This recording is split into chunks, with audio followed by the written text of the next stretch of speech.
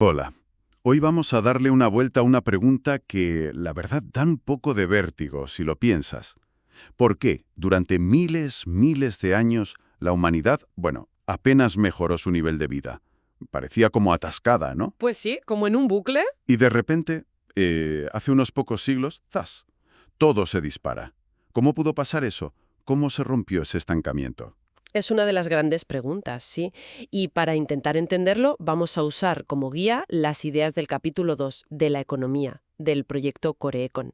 El capítulo se llama Tecnología, Población y Crecimiento. Vale. La idea es entender ese estancamiento tan largo y, sobre todo, cómo conseguimos hacer esa gran escapada. ¿Y qué tuvo que ver la tecnología en todo esto, que fue clave? Perfecto.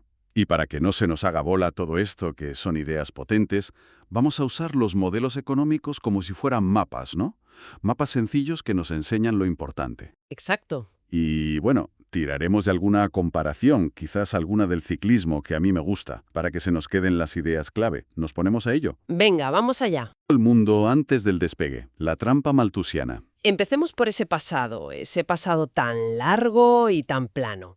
Si vemos el gráfico ese famoso del palo de hóquei, que es como el icono de la historia económica, Sí, es muy visual. vemos esa línea casi horizontal durante siglos y luego una subida vertical. Es tremendo ver que durante casi toda la historia el nivel de vida medio pues apenas se movió. ¿Por qué? ¿Qué pasaba ahí? Pues aquí entra en juego una figura clave, Thomas Malthus. A finales del siglo XVIII, este pensador observó algo que parecía una constante, casi una ley natural. ¿El qué exactamente? Pues que si había alguna mejora, digamos una nueva técnica agrícola, una mejor cosecha, algo que permitiera a la gente vivir un poquito mejor. ¿No duraba? Eso es. Está. Malthus dio que esos ingresos extra, lo que superaba la pura subsistencia, solían llevar a las familias a tener más hijos, o simplemente sobrevivían más niños que antes. Ah, vale. El resultado, la población aumentaba. Y claro, más población significaba que había que repartir los mismos recursos, sobre todo la tierra, que era lo fundamental, entre más gente. Entiendo. O sea que la propia mejora al final era como su propia tumba. Se diluía.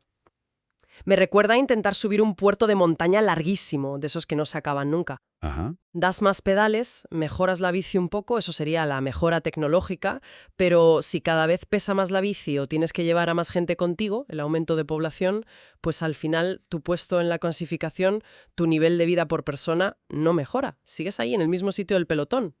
¡Qué agobio! Es una imagen muy buena, la verdad. Esa es la esencia de lo que llamamos la trampa malthusiana. Y este modelo, que explica bastante bien esos siglos de estancamiento, se basa en dos ideas fuertes. A ver, ¿cuáles son esos dos pilares del modelo? El primero es la productividad media decreciente del trabajo. A ver, imagina una parcela de tierra fija. Pones a un agricultor y saca una cosecha X. Vale. Pones a dos, la cosecha total será mayor, claro, pero igual no es el doble. Si sigues metiendo gente a trabajar esa misma tierra, Ujú. Cada vez sacan menos por persona, ¿no? eso es. La producción total sigue aumentando, pero cada vez más despacio. Y lo importante es que lo que produce cada agricultor de media empieza a bajar. Tienen menos tierra por cabeza o tienen que empezar a cultivar tierras peores, menos fértiles. La función de producción, la curva que lo representa, se va aplanando. Entendido. Más gente en el mismo sitio, al final, de media, tocan a menos. Y la segunda idea clave. La segunda es que la población crece si los ingresos están por encima del nivel de subsistencia. Es decir, si la gente gana justo lo justo para sobrevivir, la población más o menos se mantiene estable. Tiene sentido. Pero si por alguna mejora temporal ganan un poco más, pues la gente tiende a tener más hijos, o baja la mortalidad infantil, y la población empieza a crecer. Vale, entonces el ciclo era, aparece una innovación, mejora la producción. Temporalmente, los ingresos suben un poquito por encima de ese nivel mínimo de subsistencia. ¿Y entonces? La población crece, más gente necesita más comida, tienen que cultivar más tierra, a lo mejor tierra de peor calidad, o trabajar más intensamente la que ya tienen. Y eso hace que la productividad media, Caiga otra vez. Y con ella, los ingresos vuelven a acercarse al nivel de subsistencia. ¡pum!, Cerrado el círculo. un círculo vicioso total. Era como correr en una cinta, ¿no? La humanidad avanzaba tecnológicamente a ratos, pero no se movía del sitio en términos de bienestar medio. Exacto. Oye, y esto me suena a otro concepto parecido, el de la productividad marginal decreciente. ¿Es lo mismo o...? Están súper relacionados. A ver, Piensa en algo más cotidiano. Comerte una pizza. Pizza. Bueno, ya es otra cosa. El placer extra es mucho menor. Exacto. Pues la productividad marginal del trabajo es algo parecido. Es cuánto añade a la producción total el último trabajador que se incorpora. Y también tiende a ser decreciente. Ah, Si ya tienes a mucha gente trabajando un campo, el siguiente que llega, pues algo sumará, pero seguramente menos que el que entró justo antes. Es como esos geles energéticos que toman los ciclistas en una etapa larga. ¿sí? Entre el primero te da un subidón, ¿verdad? Pero el cuarto o el quinto que te tomas, pues ya casi ni lo notas. El empujón extra es mínimo. Esa caída en el rendimiento marginal es la base de por qué la productividad media también cae, y por tanto es un motor fundamental de la trampa malthusiana. Vale, ahora veo la conexión mucho mejor. La lógica es aplastante, pero ¿esto pasó de verdad? ¿Hay pruebas de que Malthus tenía razón al describir su época y el pasado? Sí, hay bastante evidencia histórica. Un caso muy estudiado es Inglaterra después de la peste negra en el siglo XIV. Fue una catástrofe demográfica brutal. Murió muchísima gente. Una tragedia enorme, sí. Pero económicamente, ¿qué pasó? Pues que al desaparecer una parte tan grande de la población, de repente la mano de obra escaseaba muchísimo. Claro, Los campesinos, los artesanos que sobrevivieron, de pronto tenían más poder para negociar. Había más tierra disponible por cada trabajador, así que su productividad media subió. Y como consecuencia sus salarios reales, o sea, lo que podían comprar con su sueldo, aumentaron bastante durante un tiempo. menos gente para repartir los mismos recursos. Parece lógico que los que quedaban mejoraran su situación. Justo. Pero, ¿qué pasó después, en los siglos siguientes? A ver, Pues que la población poco a poco empezó a recuperarse, y a medida que crecía, ujú, la tierra volvía a ser escasa en relación a la gente, el poder de los trabajadores bajaba, exacto. y los salarios reales volvieron a caer, acercándose otra vez a ese nivel de subsistencia allá por el año 1600. Los datos históricos de salarios ingleses lo muestran bastante bien. Era el mecanismo malthusiano funcionando perfectamente. Qué panorama más gris, ¿no? Pensar que durante milenios cualquier pequeño avance estaba como condenado a ser devorado por el propio crecimiento que generaba. Sí, es un pensamiento potente. Da una perspectiva diferente sobre lo que entendemos por progreso a lo largo de la historia. Pero entonces, Malthus se equivocó a largo plazo. Conseguimos escapar. ¿Cómo lo hicimos? ¿Cómo rompimos ese círculo? ¿Cómo dejamos atrás ese puerto de montaña interminable? La gran escapada. Tecnología, incentivos y revolución industrial. Pues aquí es donde la historia pega un giro radical. Para entender cómo salimos de la trampa, tenemos que ver cómo las empresas eligen qué tecnología usar. Pensemos en una tecnología como si fuera una receta de cocina. ¿Vale? Una combinación concreta de ingredientes, que en economía llamamos insumos, trabajadores, energía, como el carbón, máquinas, para obtener un plato, un producto, por ejemplo, tela. Y supongo que, como en la cocina, habrá distintas recetas para hacer lo mismo, ¿no? Unas con más de un ingrediente, otras con más de otro. Exactamente. Una empresa que quiera fabricar, no sé, 100 metros de tela podría tener varias recetas o tecnologías disponibles. Una podría usar muchos trabajadores y poca energía, poco carbón. Otra, al revés, pocos trabajadores y mucho carbón. Y opciones intermedias, claro. ¿Y cómo deciden cuál usar? ¿La más nueva? ¿La que parece más moderna? No necesariamente. Eligen la que les permita producir esa cantidad de tela al coste total más bajo. Es pura lógica económica. Vale, buscan ahorrar. Lo primero que hacen es descartar las tecnologías que son claramente peores, las que llamamos dominadas. Una tecnología está dominada si hay otra que, para producir lo mismo, usa menos de al menos un ingrediente y no más de ningún otro.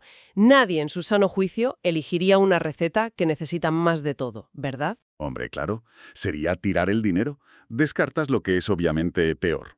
Una vez quitadas esas, la empresa compara los costes de las tecnologías eficientes que quedan. Y aquí entra una herramienta muy útil: las líneas de isocosto. ISO significa igual. Isocosto. Igual coste. Exacto. Una línea de isocosto te muestra todas las combinaciones posibles de dos ingredientes, por ejemplo, número de trabajadores y toneladas de carbón, que suman exactamente el mismo coste total. Ah, vale. Aquí quizás mi comparación ciclista puede ayudar. Imagina que quieres alcanzar un cierto nivel de forma física para una carrera. A ver. Puedes lograrlo combinando gimnasio y dieta de distintas maneras. Mucho gimnasio y una dieta normalita. O quizás menos gimnasio, pero una dieta súper estricta y cara. Las dos combinaciones te pueden llevar al mismo resultado físico. Eso sería como la isocuanta, misma cantidad de producto. Pero el coste, en tiempo, dinero, esfuerzo, es diferente. Muy buena analogía. Pues la empresa busca la combinación que le dé el resultado que quiere, pero con el menor coste total posible. Exactamente eso. La empresa elegirá la tecnología, esa combinación de trabajadores y energía, que le permita producir lo que quiere situándose en la línea de ISO-costo más baja posible, o sea, la más barata. ¿Vale? Y ahora viene lo crucial para entender la revolución industrial en Gran Bretaña en el siglo XVIII. Los datos históricos nos dicen que allí, en comparación con otros sitios como Francia o China, pasaba algo curioso con los precios de los ingredientes. Ajá. Los precios relativos. Aquí está la clave, ¿no? ¿Qué pasaba con ellos? Pues que el trabajo, o sea, los salarios en los modelos, era relativamente caro. Pero la energía, en concreto el carbón, en los modelos, era comparativamente barata. Sobre todo cerca de las minas de carbón, que había muchas en Gran Bretaña. Trabajo caro, energía barata. ¿Y eso por qué fue tan importante? Porque creó un incentivo económico enorme. Un estímulo muy potente para que los empresarios, los inventores, se pusieran las pilas en buscar, desarrollar y, sobre todo, adoptar nuevas tecnologías que permitieran ahorrar trabajo, que era el factor caro, Claro. y que, a cambio, usaran más energía y más capital, o sea, máquinas, que a menudo funcionaban con carbón, el factor barato. Ahí tienes la famosa hiladora Jenny, la mula de hilar, la máquina de vapor de Watt. Todas iban en esa dirección. Entiendo. O sea, no fue solo que a alguien se le ocurrieran esos inventos geniales, sino que las condiciones económicas de Gran Bretaña en ese momento hicieron que compensara empezar a usarlos masivamente allí antes que en otros lugares. Precisamente. Imagina que los precios relativos cambian. El carbón se abarata mucho respecto al salario. Una tecnología nueva, intensiva en energía, que antes quizás era demasiado cara, de repente se convierte en la opción más rentable y desplaza a la tecnología vieja, la que usaba más mano de obra. Y claro, el primero que daba el paso y adoptaba esa nueva tecnología más barata, Se forraba. Bueno, temporalmente. Conseguía lo que un economista muy importante, Joseph Schumpeter, llamó una renta de innovación. Beneficios extraordinarios por ser el pionero, por usar una tecnología más eficiente antes que la competencia. eso suena un buen incentivo para seguir innovando. Totalmente. Esas rentas de innovación son como la zanahoria que anima a otros a copiar la nueva tecnología o, mejor aún, a intentar inventar algo todavía más eficiente. Schumpeter describió este proceso continuo de lo nuevo desplazando a lo viejo como destrucción creativa. Es el motor que impulsa el dinamismo económico en el capitalismo. Pero esta vez, a diferencia de lo que pasaba en la época de Malthus, este cambio tecnológico fue distinto, ¿verdad? No fue algo puntual, se mantuvo. Correcto. Aquí está la gran diferencia. No fue una mejora aislada que la población acabó absorbiendo. Fue el pistoletazo de salida de lo que llamamos una revolución tecnológica permanente. Permanente. Sí, la innovación se convirtió en algo continuo, que se alimentaba a sí mismo. La velocidad del progreso tecnológico se disparó de tal manera que los aumentos de productividad empezaron a ser mucho, mucho mayores que el ritmo al que podía crecer la población. ¡Wow! Y por primera vez en la historia de la humanidad, los salarios reales, el nivel de vida medio de la gente, comenzaron a crecer de forma sostenida. Habíamos roto la trampa malthusiana. La gran escapada. Volviendo al ciclismo, es como si hubiéramos estado siglos intentando subir puertos con una bici de acero pesadísima, donde cada mejora era un suplicio y apenas se notaba. Ajá. Y de repente alguien inventa la bicicleta de fibra de carbono, ligera, eficiente. Ya no es solo ir un poquito más rápido ese día, es un cambio de paradigma. Te permite volar en las subidas, eleva tu rendimiento de forma sostenible y rompe todos los límites que tenías antes. Outro. Entonces, para recapitular un poco toda esta historia fascinante, pasamos siglos y siglos atrapados en ese puerto sin final de Malthus. Cualquier avance tecnológico era como dar una pedalada más fuerte, sí, pero el crecimiento de la población actuaba como un lastre, como un freno constante. En parte por esos rendimientos decrecientes, ¿no? Como intentar inflar una rueda que ya está casi a tope y cada bombeo mete menos aire. Así es, una trampa basada en cómo respondía la demografía a los cambios en los ingresos y, sobre todo, en los límites que imponía una tecnología que apenas avanzaba. ¿Hasta qué? Una combinación especial. Incentivos económicos, trabajo caro, energía barata y también importante, una capacidad para innovar, para generar nuevas ideas y ponerlas en práctica. Y eso desató algo completamente nuevo. Una revolución tecnológica que ya no paró. La tecnología, esa bici de carbono, por fin nos permitió no solo subir el puerto, sino empezar a volar sobre él, dejando atrás para siempre esos viejos límites maltusianos. Tal cual. Igual que la innovación en materiales, en entrenamiento, cambió el ciclismo para siempre, esta revolución transformó radicalmente las posibilidades de la economía y de la vida humana. Exacto. Y si me permites, una última reflexión para que nos quedemos pensando. Conseguimos escapar de la trampa maltusiana gracias a esa combinación de incentivos y tecnología. Fue un logro increíble. Sin duda. Pero ese mismo motor de crecimiento que nos sacó de ahí también trajo consigo otras cosas. Una divergencia económica brutal entre países, por ejemplo. Y hoy nos enfrenta a retos enormes. ¿Es sostenible este modelo de crecimiento a largo plazo? ¿Qué hacemos con el impacto ambiental, el cambio climático? Y con las desigualdades que también genera. Son las grandes preguntas de ahora, claro. Entender cómo escapamos de la vieja trampa nos da herramientas, nos da perspectiva. Pero la historia no ha terminado. La historia del crecimiento, la tecnología y sus consecuencias sigue escribiéndose cada día. Y necesitamos comprender bien el pasado para poder navegar los desafíos del presente.